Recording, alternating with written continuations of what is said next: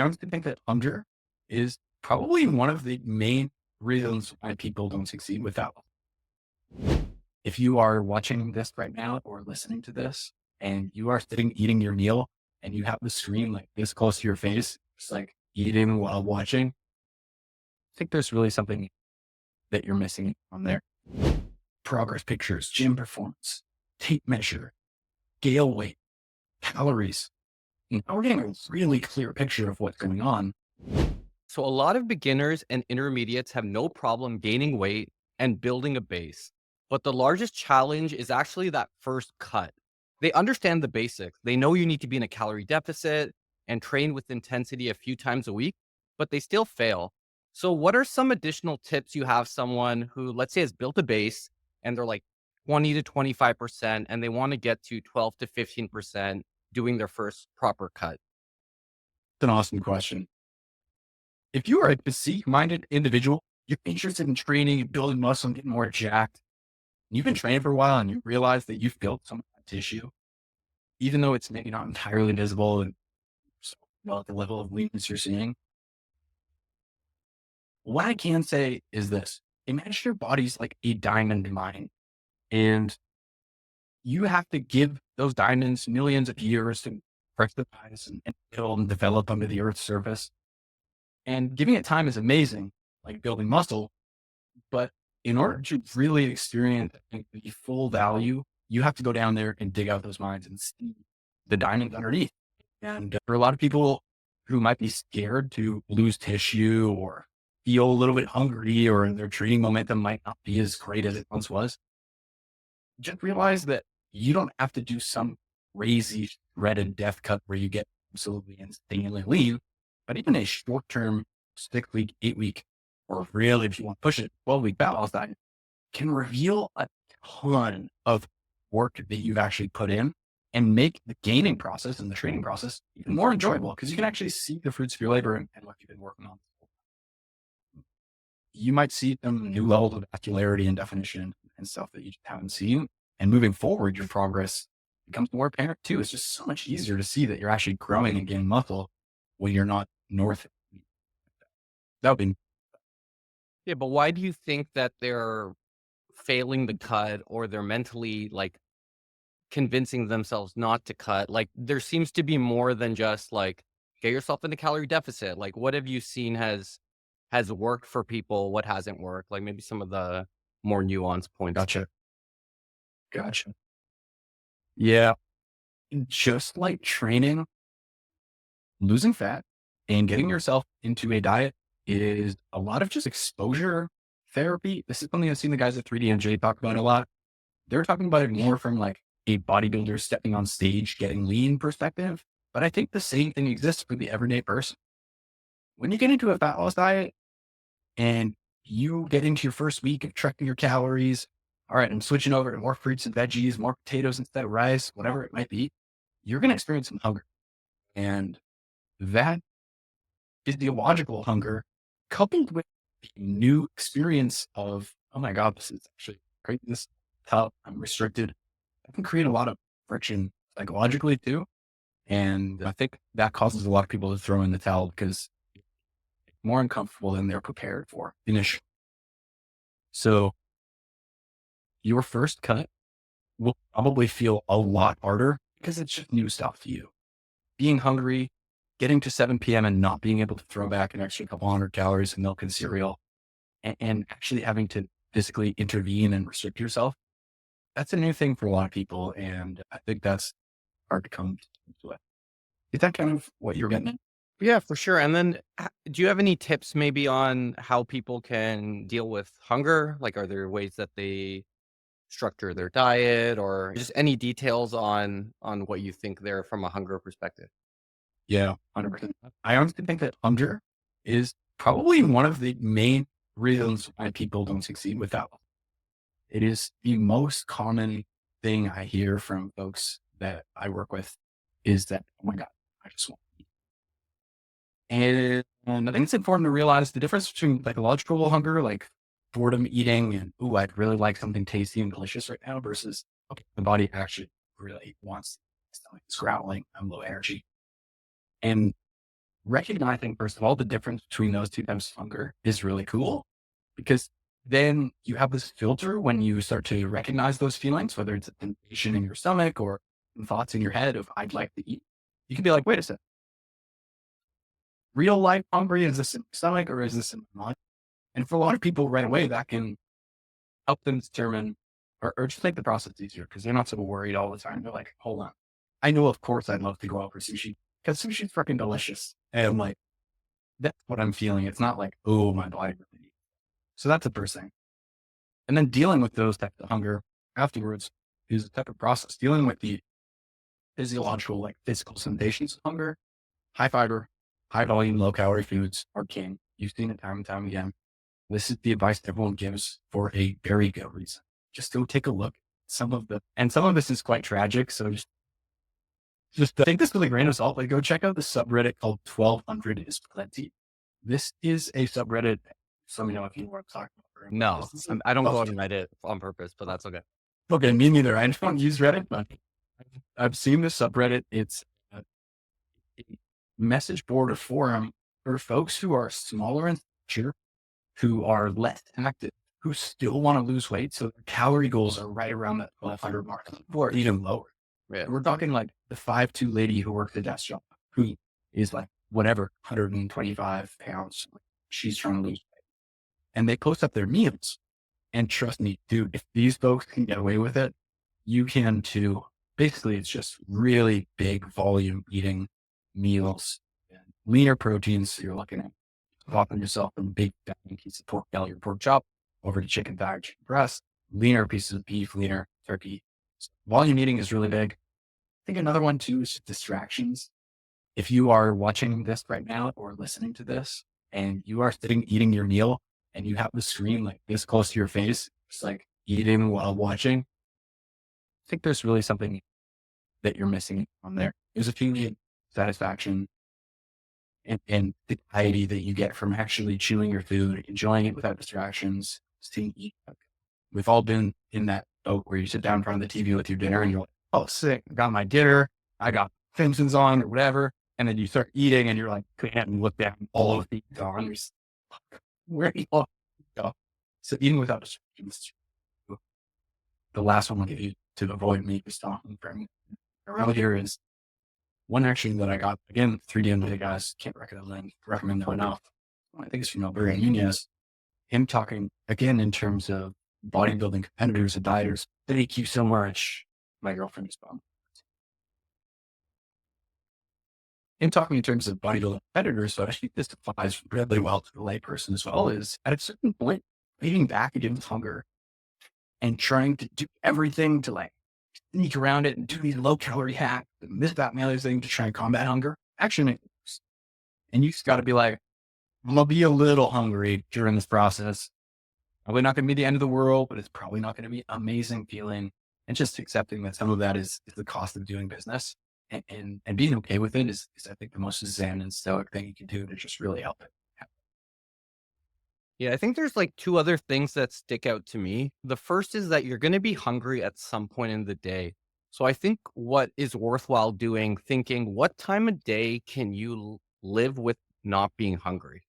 So for myself, I eat like a little bit in the morning and then I go a good portion of the afternoon without eating because I want to eat at night because I don't want to go to sleep hungry. So I think it's just something to think about like what is really the most kind of frustrating pain point for me. And for me, it's like if I go to sleep hungry, I'm thinking about food, I'm not sleeping as well. So I want Yeah. to leave a good amount of calories to the end of the night. That way I can eat a full meal and sleep comfortably. So it's less friction for me to be like it's easier for me to be hungry during the daytime or the morning than at nighttime. So I optimize for that. The second is I always hear around eating high volume foods. And I think it may be a trap. And the reason for that is like you might have someone like a Greg Doucette who's always like looking for these like really high volume, high protein meals. And I think that's great when you're locked in. But I think it also you're eating so much food volume wise that when you're in a put in a position that you can't eat those high volume foods, like you're out at a restaurant or you're out at a party, that you're going to overeat high calorie foods. So I think it's actually better to eat some of those foods, but then to also eat more normal foods. So you're actually Yeah. training your body to eat a more reasonable amount of food as opposed to I'm eating as much food as I can, but they're all 0 calorie, like Mhm. Jello and Yeah. farm sauces and things like that, because I find Yeah. that's what people fail as well is when they're on, they're good because they're eating all this high volume stuff, but then they get put in positions where they can't eat those high volume foods or they don't want to, and then their appetite is so big. I'm just curious if you have any thoughts on those 2 points. That's a great insight. That second one, I haven't actually heard anyone say that before. That's really cool. I do think there's something to that. And if you find yourself like mixing up your third batch of anabolic French toast or pouring your 19th Splenda into something for the day, like, yeah, maybe it's just look at those things. And I 100% agree with that. I think one big glaring one that we also both mentioned is just not pushing the fat loss so hard. You don't have to be in 1,000 calorie deficit every day.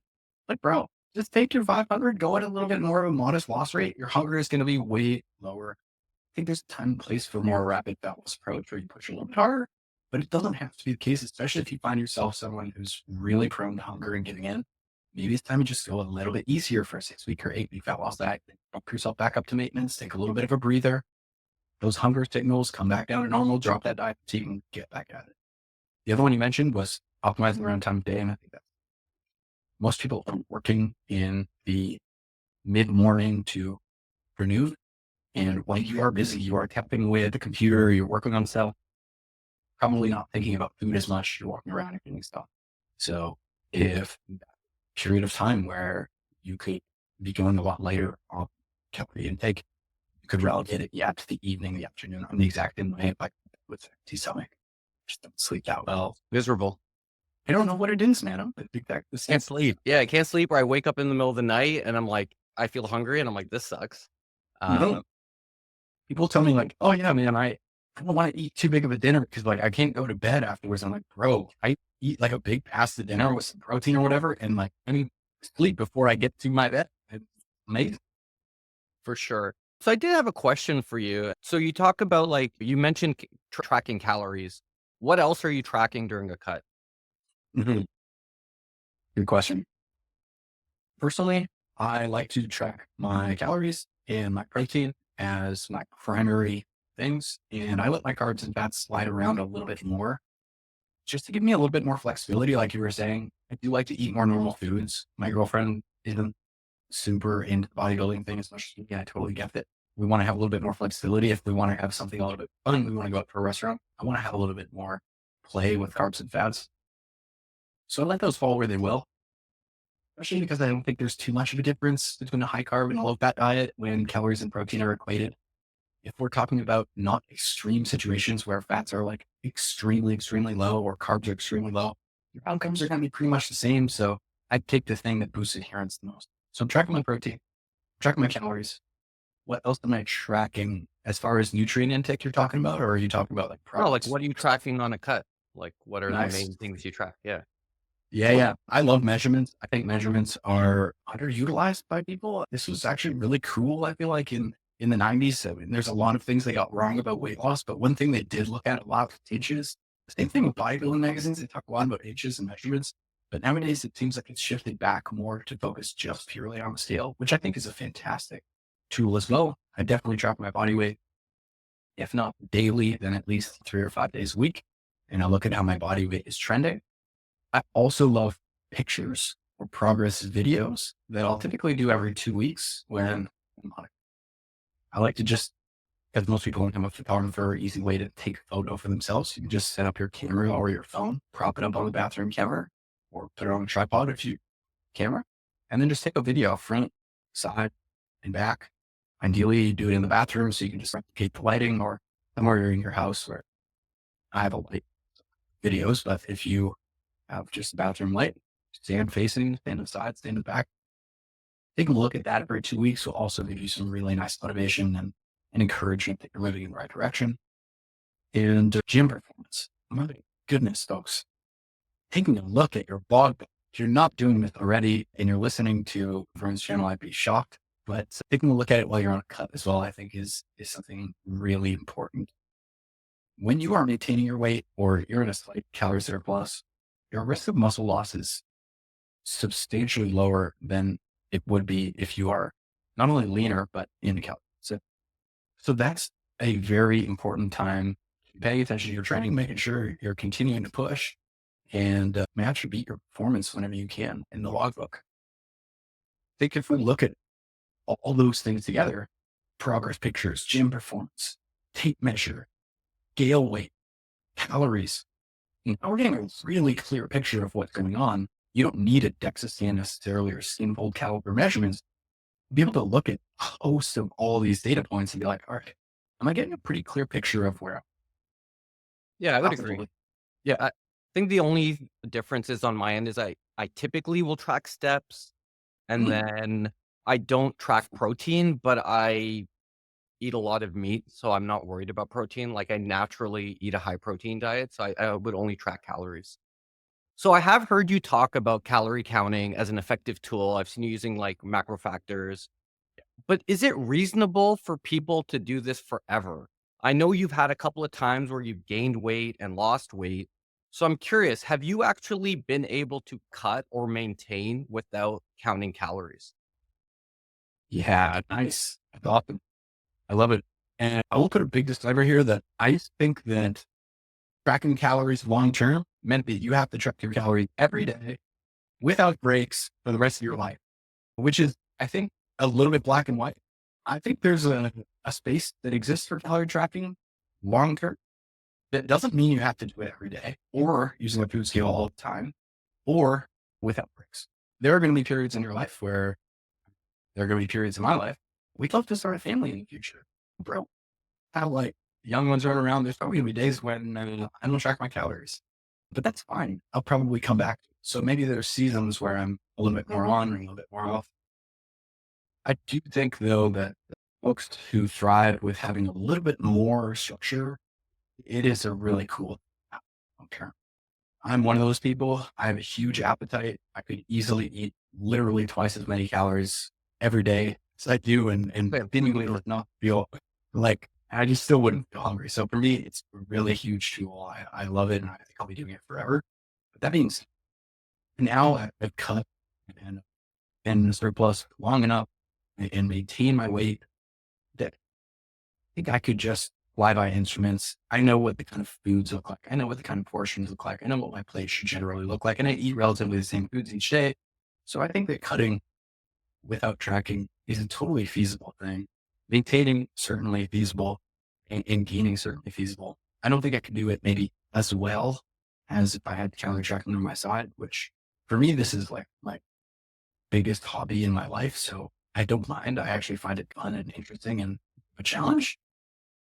But I've tracked I've tracked my calories, including days where I estimate meals and things like that for more than a year without missing a day. And Yeah, and I'm coming from someone who tracked for over 1,000 days in a row at one point. So you know, I just don't know if it's actually reasonable to expect people to track for that long. And I feel like there may be like, I don't want to say it's bad advice because I tell everyone like, hey, if you're doing a cut, you should track calories. But I think there's a challenge if you're not able to maintain without tracking calories, and it's something I've had a challenge with before, that there may be something wrong with your systems, et cetera, that you're relying on kind of a tool or an app to drive progress. So I know you said like, I think I could do it, but it's like, I think actually doing it for a long period of time when you don't have the incentive of being a fitness influencer, I right. just imagine that's like, it's, I wonder if it's the right approach sometimes. Yeah, that's a great thing to think about. If you're in this fitness game, you recognize that it's a long-term game outside of your first few weeks of it. And thinking ahead of how is this going to fit in my life long term is a really great question. And I think the calorie tracking can actually be a bit of a training wheels setup for a lot of people. Be like, oh, okay, holy shit, that's how many calories are in peanut butter. That's how many calories are in olive oil. This is very real. And also not just like from a fear standpoint, also like, wow, I really love potatoes. I really love chicken thighs. I really love whatever other food. Yeah. Man, I can have this good lunch every day for a decent number of calories and it helps me hit my targets. Being able to learn that and see those values behind the foods, I think for a lot of people helps too. And if their goal is to improve tracking long term, I think doing tracking for a decent period of time can actually be in service of that goal, really. Oh, no, I think everyone should probably track at some point to get an understanding of what they're eating, what the calories are in, what foods they like. I think the challenge is, I think if you're eating a total bro diet, like you're eating fairly clean, then it's actually a lot easier to not count calories. But I think when you're saying like you're trying to eat, you're eating pasta and you're eating out, and there's people who are like, I eat chocolate at the end of the day, then you're almost tied to tracking calories a little bit more because 'cause you're more thinking of, like, "How do I fit this in?" I mean, that's my thinking around it. Yeah, 100%. I think I actually changed my mind on this in the past probably year and a half or so. But folks that I used to work with, I used to just grill them about their calories when I first started coaching people and working in a commercial gym here in Vancouver. I used to just grill people about their calories and hey, doesn't matter. Let's just get those calories in check. Doesn't matter. Doesn't matter. Doesn't matter. Yeah. And over the past few years of working with more people, I've realized that we get to go a lot further if we work on the base. And we get a fundamental, good, solid framework in place before we start saying, okay, well, how much of this do we want to have? And do we want to go a little bit more hands on with calorie tracking? I think if your diet is just SpaghettiOs and Pringles dumped into a big bowl with some Oreo milk every day, and you're tracking the calories to make it hit, and go on. I think we could do a little bit better than that. So yes, I think there's somewhere in between full bro diet and just sucking back Pringles that most people could probably strive to eat more like if they want to maintain a lean body composition for a long period of time. And that needs including some fruit, veggies on your plate, eating mostly whole mentally processed foods. Eating foods I think that you enjoy that fill you up is a big deal. Yeah, absolutely, and I'm just coming from a place where I find it actually hard to maintain without tracking. If I'm eating fairly loose, my like, for the last year and a half, I've probably been bulking, but part of those times were supposed to be maintenance phases that kinda turned Totally. into bulking, and it's like, it's fine, I'm training hard enough in the gym that it's totally fine, but I actually find it to be quite challenging without tracking, and then tracking is, I don't wanna say it's, like, neurotic, but it's, like, it is a little bit neurotic to general population as something to track every day, and there is mental stress associated with it as well. 100%. And that's why I'm sure. Basically, one thing I love to post about it also is just estimating. Using calorie tracking is something that doesn't be a super granular tool. I think being able to estimate and ballpark things is cool too, even just mentally, even if you're not writing it down and just being like, okay, like we went out for dinner. I think that was that like 1,000 calories or was that like 1,500? I actually saw you Just had a good trick around it with, like, a quarter or something like that, a quarter trick. Maybe explain that. I actually thought that was really good. yeah, cool. This is one that I love to use because I'll be honest, with you, like 99% of the folks I work with are probably a few steps behind who many of your, where many of your listeners would be at. I'm meeting them at a place where they're probably just getting into tracking for the first time or they've tried it, but with no success in the past. Yeah. This is something I found just helping them get on board with it. I call it the 250 method.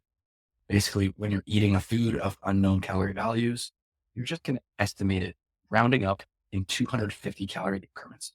So my girlfriend and I went out for an anniversary dinner the other night. Big spinach curry with paneer, dessert, amazing, delicious meal. I have no idea how many calories in, and I'm not going to ask the owner because they'll slap me across the face and ask me to never come back. So I'm just like, do I think all this food was 250 calories? Odds are no, probably more. So I'm like, okay, well, is it 500? No, definitely more. 750 more, 1,000 more. And then I'm like, do I think it was 1,250? Maybe. I'm like, you know what? Screw 1,500. it. 1,500. Yeah. Yeah. And then you just open up my fitness pal. If you're logging, just doing this in your mind, cool. Just remember that. You can use that to make decisions for the rest of the day. But if you're logging it, you open up macro factor, my fitness pal, lose a chronometer or whatever, and you just find curry. It's not. And serving size still says 1,500. Log. Move on with your life. Tracking does not have to be perfect and granular in order to Yeah, I think what's really good about that is actually just like the small treats. Like you go somewhere and someone has like a small pastry or something, just put it at 250. Don't think it's like, hey, is this 160? Like just put it at 250, call it a day. If you think it's more than 250, it's 500. I actually think it's super helpful for those smaller little snacks that you have at someone's house or you're out and about. You're like, okay, this is either 250 or 500. Which one can I feel more confident about? And it's fine. It's all I always think it's better on a cut at least to overestimate than underestimate. And Yeah. for if you're like purposely bulking, I'll do the opposite. I'd rather underestimate than So overestimate. that's Strategically. and I think like body comp changes are so gradual. I think a lot of people still miss out on that. They don't realize that like, oh, I whoopsied or whatever. I ate this almond croissants and like tomorrow I'm going to gain all this fat. It's like, no, man, you just, your body weight is going to move very gradually. And it takes a lot of intentional overeating to meaningfully change your body composition.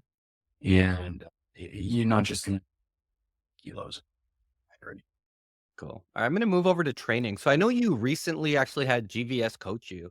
And I know before you had done like powerlifting. So I actually am curious, what are the three things you think you learned from GVS that improved your training and helped you on your bulk in as much detail as possible?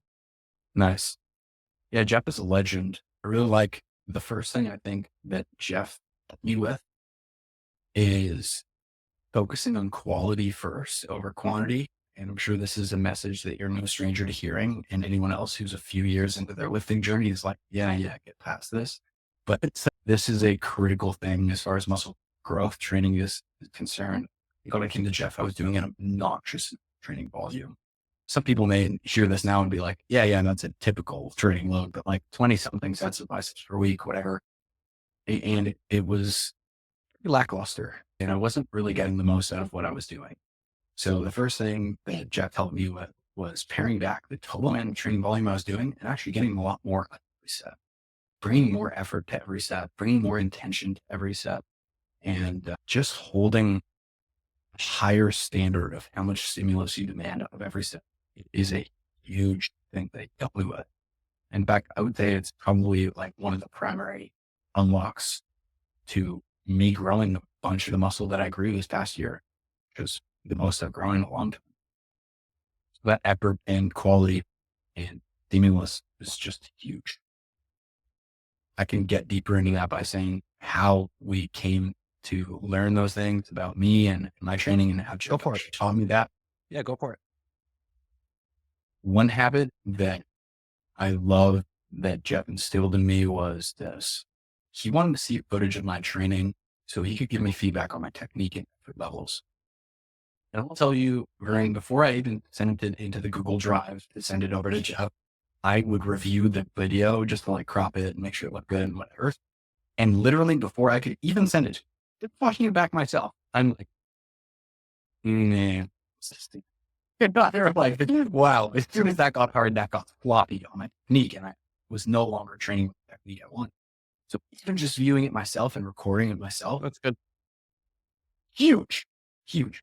I know that it might sound like, come on, this guy's a YouTuber. Of course, he films his video, his training, whatever. I personally don't really film all that much in the gym. I didn't until I started working with Jeff. And now I basically make a point to film at least just one set, something every couple of workouts. I'm not filming one set of something every workout. It's every other workout, literally just one set, little accountability check, a little honesty. I like to think of it as like a dip set. You dip it into the oil, you're checking it, you got the little paper, you're like, yeah, this is still good stuff. I know Eric Helms does recently heard him talk.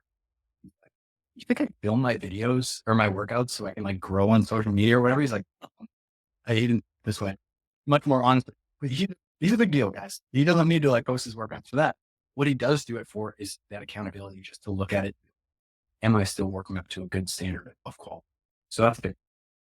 Jeff will give me feedback like, yeah, I think we could push that a little bit harder. Or like, yeah, I think we could take this to failure next week. And I'm be looking at the video. I'm like, this was failure. Like, oh, I've been trying as hard as I can. And he'd be like, yeah, I think we can bring more to this. Okay, cool. That kind of unlocks some new levels of what I thought I could do. Too. So that was the biggest. One of these little bad boys just lives in my gym bag. Set somewhere inconspicuous. Just take a look at your training. Is your rep speed slowing down as you get closer towards the end of your set? do you abandon it? Those are the two biggest questions for me personally with my training. Any questions about that? Does that kind of make sense? Yeah, absolutely. So I actually, it makes me think of like something in the investing world where Warren Buffett says, like, if you could only do like 10 trades in your entire life, you would make better decisions. And I feel the same way with volume, right? So if you're doing 5 sets of something like bicep curls, and now you change it to you get 2 sets, you're naturally going to give much better effort to make those sets count. Mm. So I actually think it's better sometimes to reduce the volume, focus on intention and intensity. And then if you're progressing with that lower volume, continue. And if you're not, then you can up the volume. But I feel like people use volume as a crutch Yeah. to show that they're putting in lots of work when they're not necessarily putting in good work. It feels good. You're like, I'm a warrior. I'm doing this. It's like this tragic, oh God, what is the word for it? It's like tragic heroism where you're like, I'm dying on this hill. I'm doing all the work. But in reality, like you don't really have to. You're just doing it to do it. But yeah, I think that's how it goes with a lot of lifters. I'm seeing this online and people I talk to in the DMs all the time are like, I did a lot of really crappy quality training and a lot of what we call junk volume.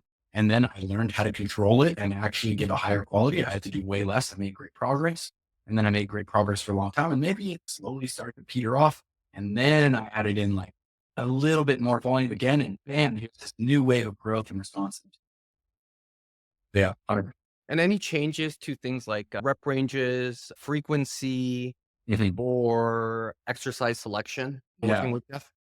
Yeah. 100%. I was doing more of a push pull leg split for a very long time. And working with Jeff, we did a push and legs and pull day and an arm day and an upper and a lower day, which was really cool. I loved having a day where I was just dedicated to arm and shoulder training. Say what you will about optimality or whatever else around arm day, but like there's something to be said for like my Thursday is just I can go to the gym and do these exercises I really enjoy and get really great pump. And it's really fun. And systemically it's not super fatiguing, but I can push really hard on a few things. So that was cool. Generally, I think across the board, he recommended that I do a lower rep range than I was doing on basically everything before. I think a lot of my training was in like the 10 to 20 rep range, even sometimes going north of 20 reps. In general, just training had me living more in that kind of like 12 rep range, basically everything. And that was cool. More rear delt focus. I wasn't training my rear delt at all before directly. They were getting some work from upper rows and laterals and row variations and pull downs, but direct rear delt work and like, holy shit, it made a big difference in my shoulders after just a year. Obviously, it's my first time ever making a concerted effort to actually train my rear delts. So I'm not saying like I've been training for 5 years, whatever, probably not going to be as big of a difference. But for me, it made a huge difference. And what else as far as exercise selection? I was doing a lot of more powerlifting style training before and started to transition away from that powerlifting style training just before I started working with Jeff, but we continued on that theme, which was a really good choice for my goals because I wasn't chasing powerlifting numbers anymore. There's no reason for me to be doing lower squats and no reason for me to be doing, you pull up my training numbers here and show you how many sets of benching and sets of squatting I was doing before. It was absolutely egregious. 2 hour workouts, 6 days a week. But the second big thing that I think Jeff helped me with is you mentioned this word earlier, and I think it's a big one that a lot of lifters have, which is my neuroses. Just in general, pretty neurotic person. I have a lot of like weird cleaning habits and just like, I don't know. I think I score pretty heavily on neuroses, which has worked against me in a lot of ways for me for sure with lifting, but against me in a lot of ways. And one of the big ones is I wouldn't call it program hopping as much as just fear of missing out and being like, I need this exercise. I need this exercise. What about this? How are my, am I, I'll put traps getting enough work, blah, blah. And receiving an email from Jeff that, yo, just chill. Like, let's just run this and see how it goes. Can you just give this 3 months? Let's just run this for another 3 months. It's working. To me, that's like, oh, such a nice breath of fresh air to be like, we'll see. It's probably going to work out. And if things are working, you're getting stronger. Just chill. Being able to let go of the reins a bit on that felt really good. Awesome. So before fitness, you worked in kitchen. So you started in culinary school and you even spent 6 months in Italy making pizza and pasta. So what are some go-to dishes that you think are delicious that everyone should have in their repertoire when they're making food? Because part of this bodybuilding world, like you have to be able to cook. So what are some go-to dishes that you think are delicious and healthy that people should have as their go-tos? Dude, that's an awesome question. I was not prepared to speak on this. This is fantastic. Number one, I would say beef and broccoli. It does not take a long time to prepare. It is so good. And I bet you anything you can make a better one than your takeout restaurant place around the corner from you. And it will definitely be a lot more calorie. Being able to just slice up some beef strips, slice up some broccoli. You can just sear off some beef in a pan, pull it out, get some broccoli in there, just a little splash of water in, cover the pan, get it tender crisp, throw the beef back in there. And then in a bowl, you just mix up some soy sauce, a little bit of cornstarch, a dot of sesame oil, some chili flakes if you like it hot, and then just pour it over the beef and broccoli and just toss it. It'll thicken up and grab on beef and broccoli. Low carb option, ready to go just like that. Or hit it with a big ass bowl of jasmine rice. Bulky. That is banger. I love. And Anything then else? other ones that are easy, dude. Think I don't know, maybe this is just me and how I grew up, but chicken noodle soup is like shockingly easy. You just use chicken stock that's out of a paste. They have a thing called Better Than Bouillon, available in the States and Canada. I don't know if you ever tried that before, but it's very delicious. Stock base. Number one ingredient is roasted chicken, or they have a roasted garlic one that also slaps. So good for sauces and everything else. It's literally just tasty base. You put it into oh my goodness. So I get excited and then I kick the chicken in front of me. Okay. Yeah, like chicken noodles. You literally just boil everything. Just throw chicken and veggies into a pot with some stock, and you put some noodles in at the end, and it's a banger. And do you think that cooking skills and being able to prepare basic meals is such a powerful thing, not only for your body, but for your budget as well? You can just make some basic meals that don't cost a ton of money. Just save so much money on DoorDash and Uber Eats, whatever else. A lot of people are like, oh, I can't cook, blah, blah, blah. I don't have cooking. Bro, just read the recipe. Like, watch the video. You don't have to be an artiste and like do all this crazy play. Just follow the directions. You'll be good. Yeah, I think you just need a couple of go-to dishes that you know how to make and make them well. So I'm just curious, things like sauces, spices, do you have any go-tos that are low calorie or add flavor to food that people can incorporate in their boring chicken, broccoli, and rice and stuff to make it taste better? Yeah, for sure. Tabasco makes a Chipotle sauce that's real.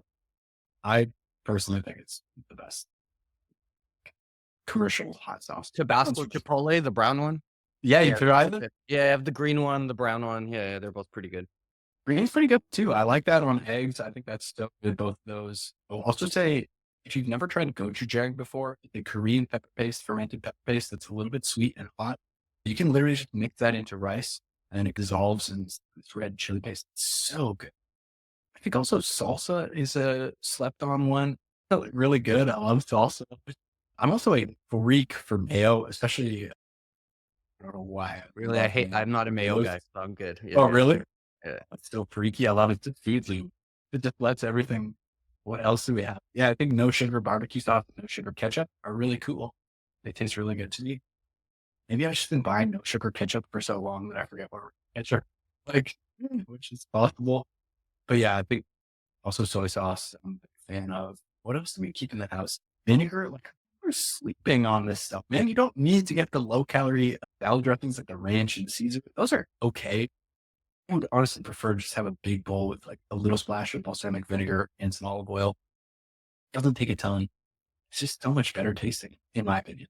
Yeah, so I use the fat-free Kraft Italian dressing, and it's like 90% vinegar. So it's like 5 Oh yeah. calories per 2 tablespoons. So I find, like, if you can go with more vinegar-based stuff than, like, creamy-based stuff, then you're gonna just save a ton of calories in general if you have a palate for it. Yeah, that's what most hot sauce is, vinegar based. Yeah. So good though. There is a big foodie inside me and a foodie at heart. I love watching Triple D, Diners, Driving to Yeah. Dimes with Guy Fieri, man, he's hilarious. He Oh, doesn't so even know. He's pro very tippers don't watch cooking shows because you'll want to eat more food. Like every time you yeah, watch Hell's Kitchen or whatever, it's like you're just thinking about food for that 1 hour. And my other go-to, and this is like a bougie one, is like truffle salt. I buy that oh, and I put that shit on everything. It nice. everything tastes good. But Yeah, like the that's a good small one. rate's expensive, but it'll last you like a year, so it's worth it. Yeah, you need like this much. Just a little bit. Yeah. All right. So I'm going to move directions here, and I actually think this is an interesting question. How do you think your physique is viewed in everyday life compared to the fitness world? And how does that make you feel, either positive or negative? Because I imagine we have similar physiques and similar experiences in real life compared to the fitness world. So I'm curious your thoughts on that. Yeah, nice. I don't think I've seen a physique photo from you once, so I can't say we have similar, but I think my perception, I'll start with that one. People's perception of me on the internet varies widely based on their own exposure and their own thoughts and feelings about things. It's obviously very like literally within the same day. Like this morning, for example, I just open up Gmail. I'm like, oh, YouTube comment. Okay, guys, like it looks like you have a hard time building muscle. Do you think it's because of like your T levels or genetics or something else? Fuck, I thought I put a decent amount of muscle so far. I think I just started back and bro did me dirty or something. Whereas other people are like, oh, I don't want to look like you. I don't want to have all this muscle. So I think people's perception can vary widely in the internet space. When I look at people who are in the fitness industry, I think I don't have a ton of muscle. I don't think I'm huge. I don't think I'm shredded. I think I have a kind of still work in progress type physique as far as how much muscle I can build. So I don't think I have anything super crazy or anything really crazy worth writing home about as far as in comparison to people whose job this is, be a pro bodybuilder or whatever. Yeah, absolutely. Uh, Yeah, I just think it's interesting, just kind of the difference between the two, right? Like it, and I think you have more of a beginner audience, so they're probably like, "Wow, I want your physique." But if you're talking with a more intermediate or advanced lifters, then that bar changes. I just find it to be interesting, and I think that's like anything, right? Like you'll look at someone a few steps ahead of you financially and think they're well off, but if you're Jeff Bezos, then Elon Musk doesn't even impress you, right? Like the right. standard changes so much there, right? So it's good to have large goals and to move there, but you also have to appreciate where you are compared to general public. Yeah. The other one, the general public side of things is also wild. Like I do think about this probably more than I should. Again, admitting to my own neuroses here, but I look in the mirror and I'm like, dang, I think I'm looking pretty good. But then I'm like, I mean, yeah, I think a lot of general people would love to have kind of a physique like this, be lean, not huge, not shredded, but like you look athletic. And when I'm just talking with people at a party or whatever, and I'm wearing normal clothes that aren't skin tight or revealing upper arm or whatever, I just look like a normal dude, especially when I'm at like a lower end body fat percentage. Nobody really notices. Nobody really cares. And I think a lot of people overestimate how much other people are judging the way their body looks and how much body fat they have. Or like how often are people actually seeing you shirtless? And they just don't really have that much context. And with clothes, most people just look like normal people, unless you are Jeff Scott or this enormous person or you're super lean person. Recently, I saw did some filming with David Pips FAQ. And I'm like, bro, that guy's wearing like a sleeveless shirt and he's at your party Right. and he's like, yo, can you get me that? You're like, what is your arms all freaky First, and veiny for? first But of all, who's wearing a sleeveless shirt at a party? Like, what kind of party? crazy. Like, you're just waiting for Halloween so you can have that shirtless costume, right? Like, the jokes. Yeah, I don't know. I prefer to just like, it makes me a little bit shy. This is being honest. It makes me like a little bit shy or I'm, I laugh about it with people who are like, oh, whatever. But like to me, I'm like, oh no, let's talk about it. This is just this weird hobby that I have. I do it for fun, whatever. Like I go and do jujitsu as well and watch a class, whatever. Feel off Yeah, the backyard. People I are like, think damn.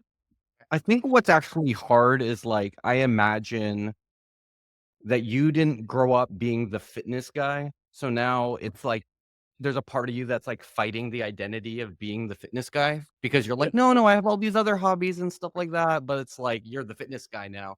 So I think there's just that, like, internal struggle that happens when you're like, "This wasn't who I was 10 years ago at all, and now this is what I do full time." So, I don't know, there's just some it's just a different world. Yeah. Yeah. I think it's at the point now where I have to admit, like, okay, yeah, like I didn't do this by accident. For sure. Alright, I'm gonna throw up a couple of pictures on the screen. Tell me the first thing that comes to mind. Alright? No way. Let me Alright, know. here's the first one. Give me some context. Nice. Yeah. So this is in Melbourne, to Eugene Teo's gym, which is one of the most beautiful gym you've probably ever seen in ROHQ. So the story behind this bad boy was, I think like 3 or 4 years ago, something like that. Contacted Dr. Mike, and this was back when he was just doing paid consultations for his time. And I was like, yo, I'd love to pay you for some advice. I wanted to ask him about some fitness industry stuff and YouTube stuff. He gave me some really great advice. And this is me, I guess that would have been like, depending on the time of year, maybe 25, something like that. I don't know. At the end, I was like, you know what? I'm going to shoot my shot here. And at the end of the call, I was like, yo, Mike, I'm eager. I want to learn. I would love to. Is there anything I can do to work with you guys? And he's like, I don't know, kid. Maybe we have something for you in the future. And then this event came up that they were running this event in Australia at Eugene's gym. And he was like, hey, we'd love your help to organize this and help to manage the registrations and everything. And I said, yes, of course, I'd love to. So we got the chance to go and do this trip and go to Australia and do some filming for them as well there and help organize it, which was really awesome. And got to meet some really cool people who I'm still with today and train with these guys as well, which was awesome. It's super cool to be able to sit in the room and chat with these guys and Brett Schoenfeld and train with Jared. Very, very cool experience. Cool. Alright, and I'm gonna end today with kind of a fun question here.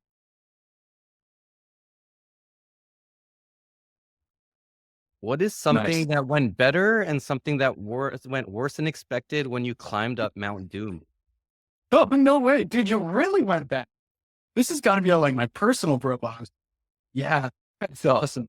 So, for those who don't know, in New Zealand, where they shot the Lord of the Rings movies, it's a town called Mount Narahoe, and my friends there on a trip, and we hiked up this mountain. And I love Lord of the Rings. I think it's so cool. I had this ring, came with like a collector's set, whatever, that I got when I was a kid, and we came up there and climbed up the mountain. It was a beautiful day. It was awesome. So that went better than I expected. I threw the ring into like this big crater of the mountain. Nice. And I was like, hell yeah, this is awesome. This is like a childhood experience. And then I went looking for it because it's literally just like a big ass pile of rock. It wasn't open molten lava like this. It melted in the magma. That's the So story, right? yeah, so it went poorly. And the second it left my fingers, man, I was like, That's funny. I don't know if you can see it here, but at the bottom of my, like, collectors, there's Sauron there. I don't know if you can see it there in the corner. oh, I can't see because it's like minimized. That's all. Yeah, yeah, yeah, yeah, yeah. Oh, that's sick. Yeah, now I can see it. Yeah, yeah, it's pretty sweet. Do you Yeah. paint those or do No, you, no, I don't pay those. I'm nerdy, I'm not that nerdy. Like, there's levels to I'm like a things? 6 out of 10 on the nerd scale. Cool. Mateo, thank you so much for your time. Where can everyone find you? Yeah, Matteo Marra on YouTube. There's my name there, or Marra Strength, or my last name Strength on Instagram. Awesome. That's where you'll Hey, find me. thanks for your time, man. Take care.